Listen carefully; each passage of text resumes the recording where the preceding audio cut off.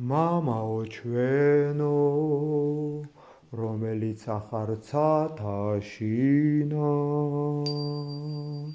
წმინდა იყოს სახელი შენი, მოვიდეს უფევა შენი, იყოს ნება შენი, ვითარცა ცათაშინა, ეგრეცა ქვეყანასა ზედა.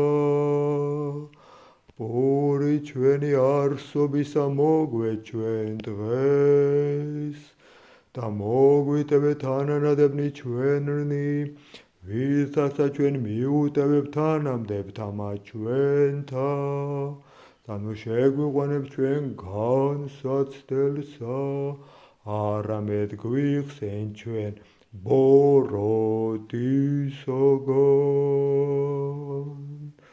რამე თუ შენია სუფევა ძალი და დიდება, ასდა მარადის და მრავალჟამიერ.